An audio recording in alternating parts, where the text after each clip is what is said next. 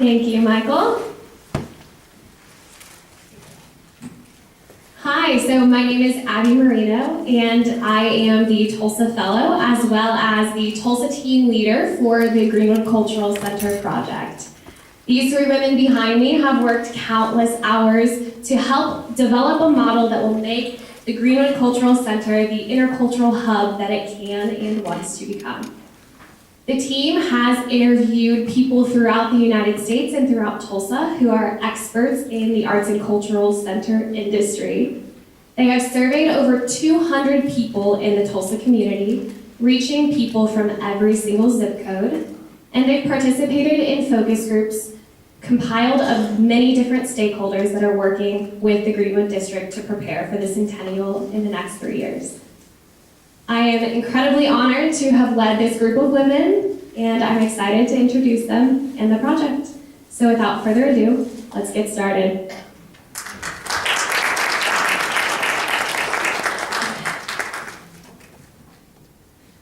Hi everyone. I'm Katie Wing, and I'm pursuing my master's in urban design. I'm Kelsey Ladenberger, and I'm getting my master's in occupational therapy. And I'm Kara House. I'm pursuing a master's in public administration. And together we are the fall 2018 I-CCEW team. Over the course of this semester, we have interviewed many diverse community members. We have surveyed over 200 people. We've developed 2 key partnerships that can be implemented immediately. And we formed a set of recommendations for the Greenwood Cultural Center to reach financial sustainability. We've had 2 great community activists as mentors, Maria and Linda Way. Our main clients are Bill White and Michelle Brown. Bill is the Director of Development at the center, and Michelle is the Program Coordinator. This photo behind me was taken over 100 years ago of the thriving Greenwood District.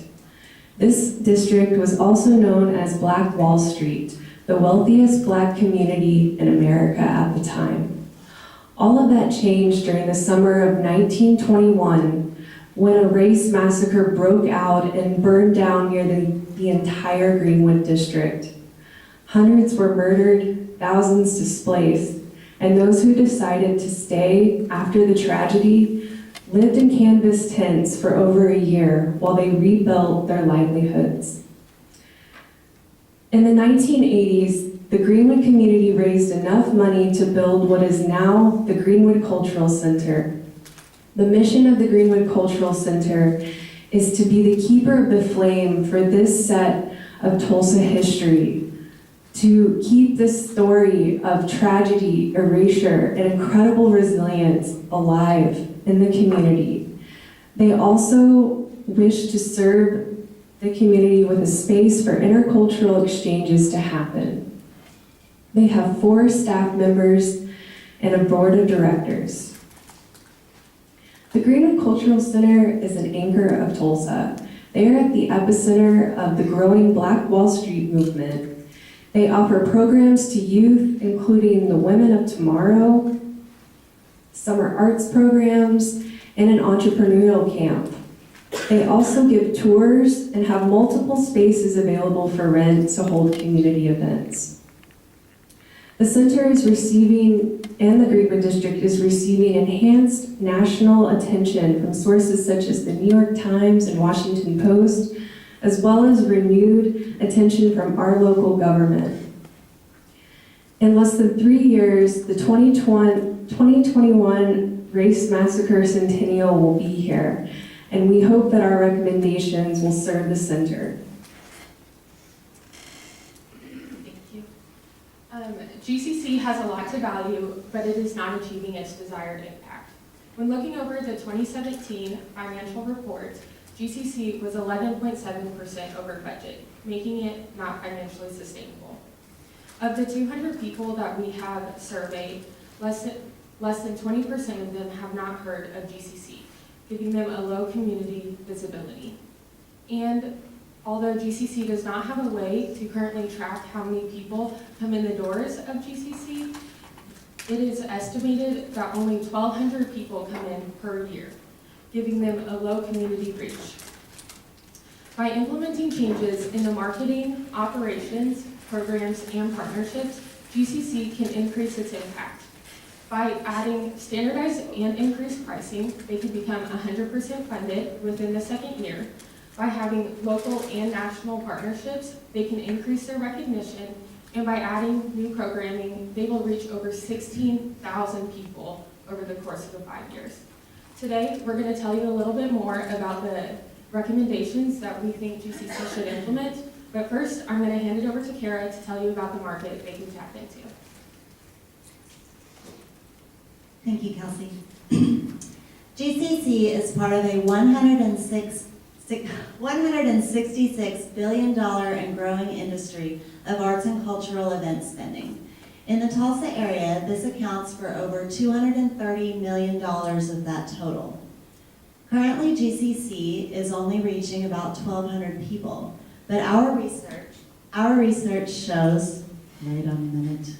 Our research shows that there are over 3.7 million people attending arts and cultural events in the Tulsa area per year, and they spend an average of $14 when they visit. Our suggestions are going to enable GCC to tap into this market. So what do we know about these attendants? Over 50% of Americans attend at least one event per year, and they go for 4 main reasons. The number one motivation is to socialize. They also go for education, to experience something new, or to support a specific artist or cause. Surveys show that the number one barrier to attendance is lack of time. And of these respondents, a large majority of them are families with children. GCC is uniquely positioned to reach these people, but first they must make some operational and marketing changes so they may become financially sustainable and better meet the needs of the visitors. Our team's operational and marketing recommendations will increase GCC's visibility and revenue. Based on our research, our first suggestion is for GCC to expand their hours. By opening their doors on Saturdays and 1 evening per week, they will better meet the scheduling needs of the working class and families. In an interview with a local organization, we learned that AHA has significantly increased their attendance by changing their hours to stay open until 9 p.m. Our second recommendation is that GCC begin charging an admission. A $7 admission will include a self-guided tour of the permanent photo exhibit, the Heritage House, and the Race Massacre Memorial. By implementing these 2 changes, expanding the hours and charging admission, based on our very conservative calculations, this will create a revenue increase of $50,000. Currently, GCC does not have standardized prices for their tours, their speaking engagements, or their venue rentals. We recommend standardizing prices across the board. We also suggest that they raise their venue rental prices to meet industry standards in this area.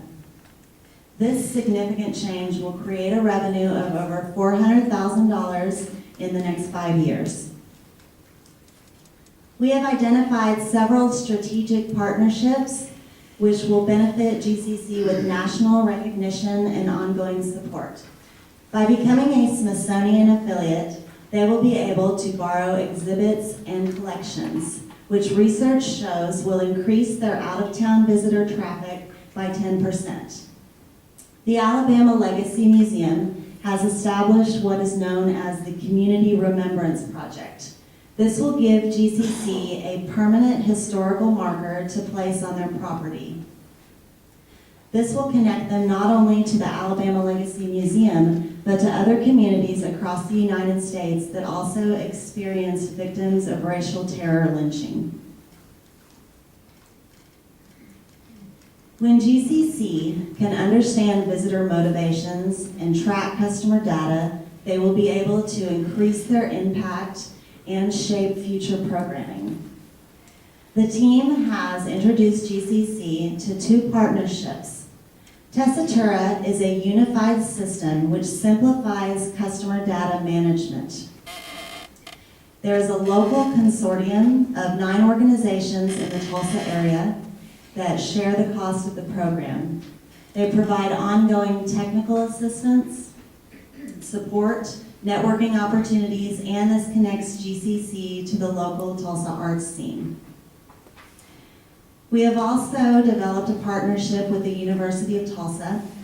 The Media Studies Department will be offering a work-study internship in collaboration with Greenwood Cultural Center.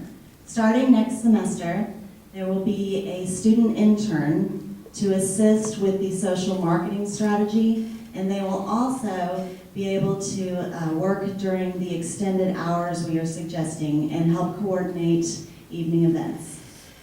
I forgot to mention the social media strategy, so I'm going to back up and mention it, even though it's out of alignment with my planned speech. Our research shows that there is a direct correlation between online customer engagement and visitor attendance. So we are recommending a strong social media marketing plan. We have audited GCC's current operations and compared those with benchmark practices across the United States. They have already begun implementing some of our suggestions, and we are estimating a 40% increase in customer engagement. We have introduced GCC to Hootsuite, which is a social media management program allowing them to pre-schedule multiple posts on multiple sites. So we have taken the next step in social media marketing, and we are starting to implement Hootsuite, Tessitura, and the internships with the University of Tulsa. So now I'm going to hand it over to Katie to tell you about our suggestions regarding their programming. Thank you, Kara.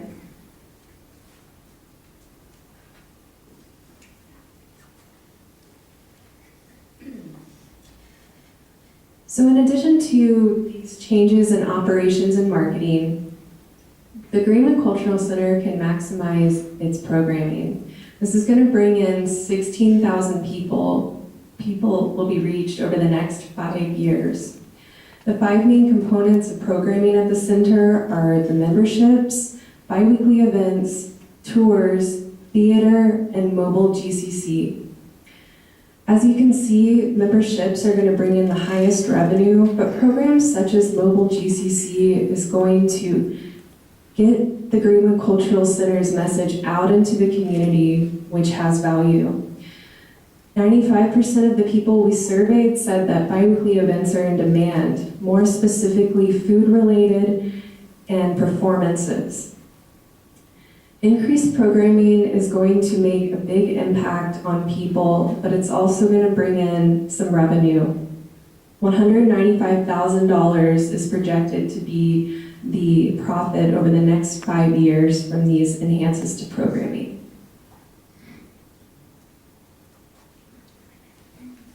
So when looking at GCC's finances, we believe that our recommendations will give them an additional $500,000 over the course of the 5 years. This graph does not depict GCC's revenue completely, but just the revenue that GCC can increase by implementing our recommendations. In the first year, GCC can increase their revenue by over $16,000. This is only by implementing the admissions price as well as a tour price. They will also change their event rental price, but that won't be seen as revenue until the second year because GCC already has the 2019 events programmed. So in the second year, GCC will increase the revenue by over $150,000. They will also create those national partnerships such as the Smithsonian Institute, which is the cost of the $3,000 on there. In the second year, by having those increases of prices, as well as the biweekly events and the memberships, GCC can become 100% funded within that year. In the third year, we believe that the cost will extend to around $40,000 because we are suggesting that GCC hire on somebody else to take care of those biweekly events as well as to prepare for the centennial. This will allow GCC's current staff to have less of a burden. By the 5th year, we believe that GCC can increase their revenue by over 18%. That total revenue is $543,000 over the course of the 5 years. But more importantly, GCC will increase their reach by over 16,000 people, really aligning with GCC's mission. As we hand over the project to GCC, these are the following steps that we believe they can take. In the first year, by really focusing on internal operations, such as standardizing those prices, as well as utilizing the Tessitura and the TU intern to really make their social media marketing really successful. And then in the second year, we believe GCC should focus on the external operations, nationally with the Smithsonian and the Alabama Legacy Museum, and then locally with the biweekly events and the memberships. And then the third year, to truly prepare for the centennial, they should boost the marketing efforts as well as hire that event coordinator to prepare for centennial events as well as make the biweekly events successful. Throughout the semester, we have surveyed over 200 people, benchmarked multiple centers of historical and arts, and we have already introduced GCC to 2 strategic partnerships. By the second year, GCC can become financially sustainable, and throughout that entire part, they will increase their impact, really making GCC the cultural hub that they can be. Thank you for your time. We'll now open the floor for questions.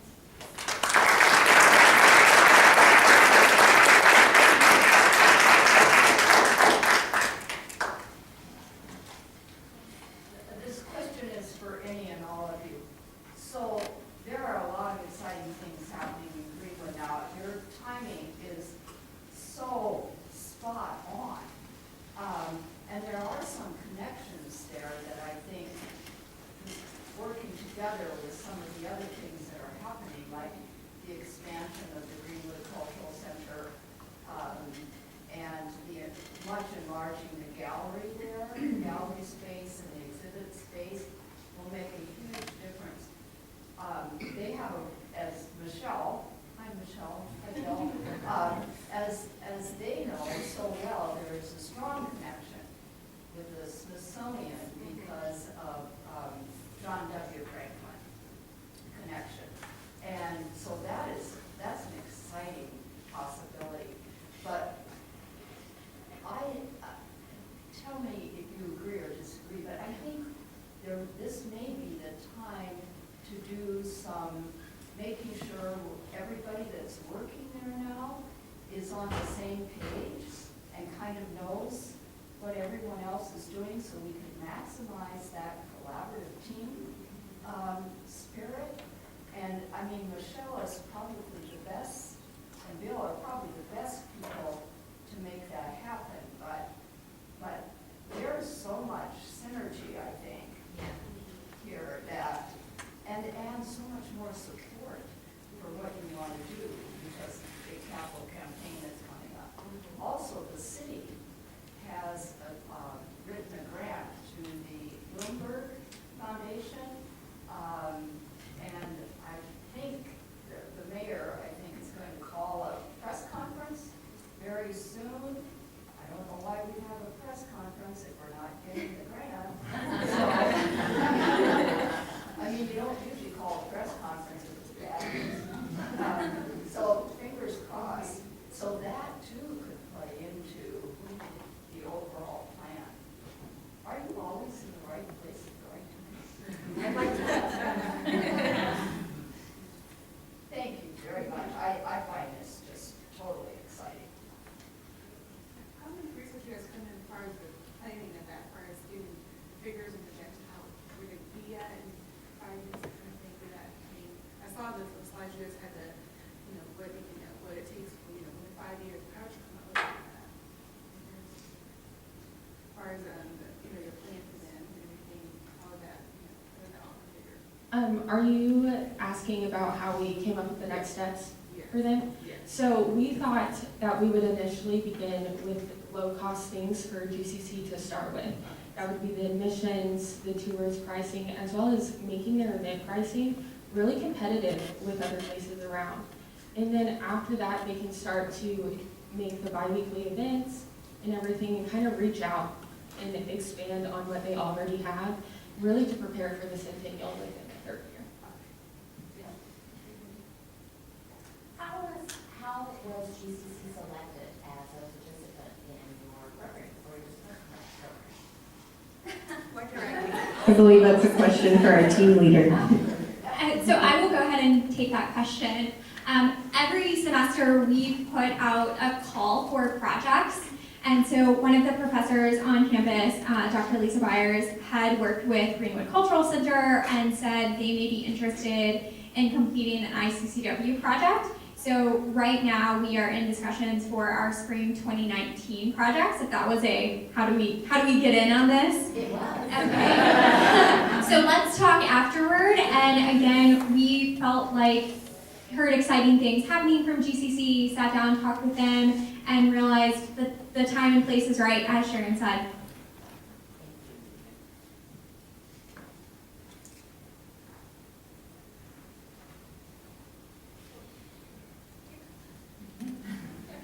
Can you talk a little bit more about what you learned from community members about the types of events and things that they want to come to? Maybe more specific than performance. What kind of performances? Oh, sure. So we have a survey that asks what kinds of events because we wanted to gauge the market, and we listed, I believe it was around 6 different events, and we left space for other. And the only people that responded to other and typed in an answer said kid-related events, family-friendly events. So we had food-related concerts, speaker series, performances, and help me out. Do you remember the other? Okay, we had a couple others, but we took the top 2 for this presentation. But across the board, all of them gauged interest. So. I have another one. I'm wondering if the 3 of you knew about Greenwood Cultural Center before you took on this project. Like the 3 of you.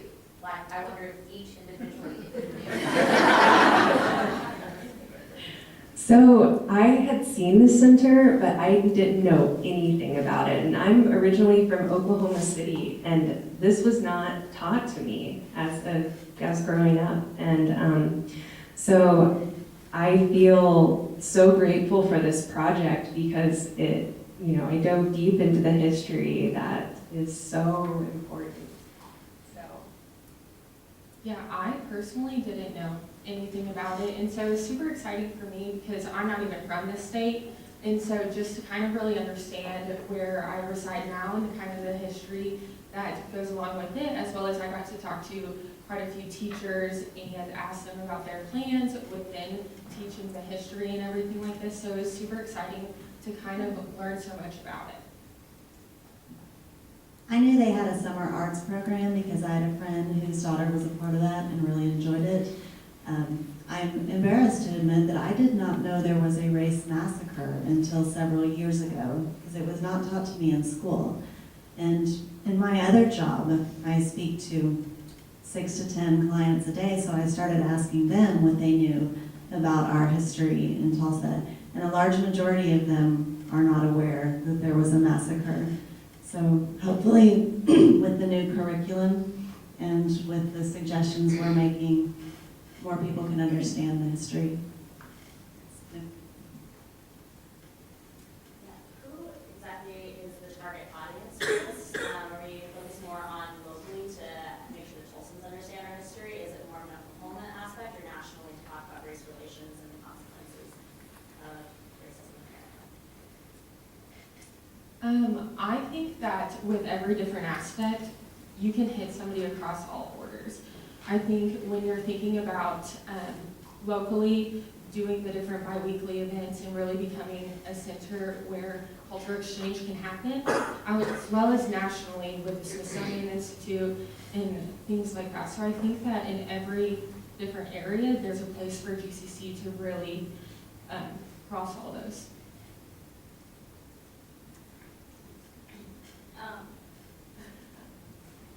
What do you feel like after finishing this project, how has it affected maybe your studies in your master's or your professional? Like, what are you going to take from this into your professional life or education? Okay, I'll start. So this particular project actually intersected with my discipline really in a strong way. The Urban Design Studio is actually working with the Greenwood Cultural Center as well on a project in the Greenwood District.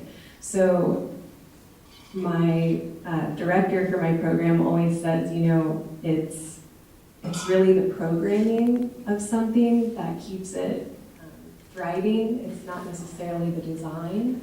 And so I feel like the team was really able to address, you know, the programming aspects. So.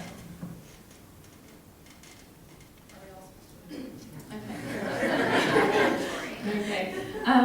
Well, I'm doing my master's in occupational therapy, and so when I originally applied for this, we didn't even know who we were going to work with, and so I was super excited to kind of extend like the knowledge that I have, you know, as going into the medical field.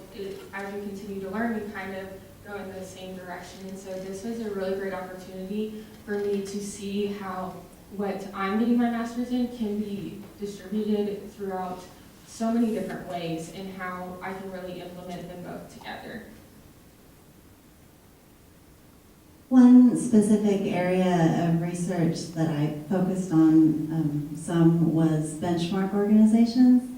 We looked across the United States to find other arts and cultural centers to see what best practices are doing for them. And I have implemented that in my own other job. I've done a benchmark study of my other field.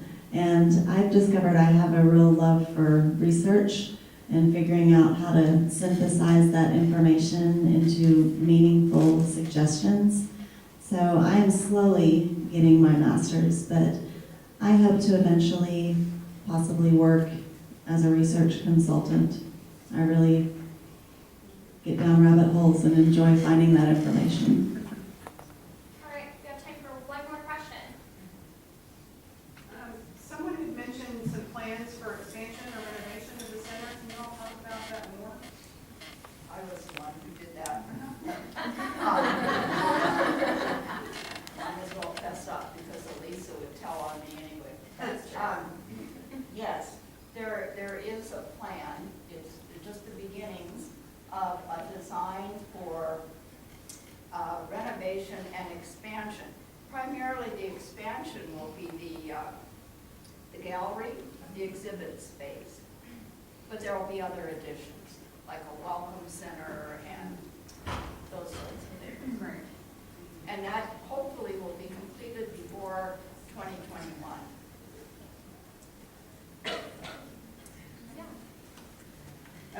Mine's not a question, just a comment to say that to think of where we started, where you guys were doing the first presentations and all the input that came in from those that attended those presentations to where we are now. I must say really well done, guys. You did a fantastic job. Perfect.